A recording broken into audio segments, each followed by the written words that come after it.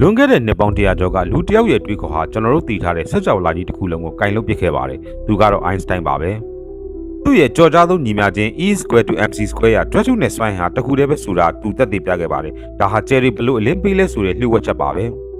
Einstein မတိုင်ခင်ကအချိန်ဆိုတာပုံသေးပဲလို့ထင်ခဲ့ကြတာပါဒါပေမဲ့သူကတော့အချိန်ဆိုတာနှိုင်းရဖြစ်တယ်လို့ဆိုခဲ့ပါတယ်ဆိုလိုတာကသင်ဟာအလင်းရဲ့အချိန်နဲ့နီးကပ်စွာသွားနိုင်မယ်ဆိုရင်တင့်အတွက်အချိန်ကတခြားသူတွေတက်ပိုနေသွားမှာဖြစ်ပါတယ်နောက်ပြီးသူက dresser ဆိုတာအရာဝတ္ထုတွေတစ်ခုနဲ့တစ်ခုဆွဲတာမဟုတ်ပဲအင်းလင်းပင်ကြီးကွေးညွတ်သွားတာလို့ပြောခဲ့ပါတယ်ဒီအယူဆကနေပဲစัจ java တွေကအစမ်းကျဲဆုံးတွင်းတဲ့ black hole တွေရှိနိုင်တယ်ဆိုတာကိုသူကသင်္ချာနည်းနဲ့ကြိုတင်ဟောကိန်းထုတ်ခဲ့တာပါ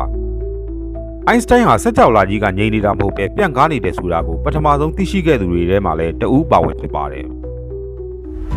ဒီနေ့ခေတ်ကျွန်တော်တို့သုံးနေတဲ့ GPS စနစ်တွေဟာ Einstein ရဲ့နှိုင်းရ theory relativity မပါဘဲနဲ့အလုံးမလုံးနိုင်ပါဘူးEinstein ကပြောခဲ့ပူပါတယ်စัจ java ထဲမှာအံ့ဩစရာအကောင်းဆုံးကစัจ java ကြီးကိုနားလည်နိုင်တာပဲတဲ့သင်ရောသူ့လိုမျိုးစဉ်းစားမိ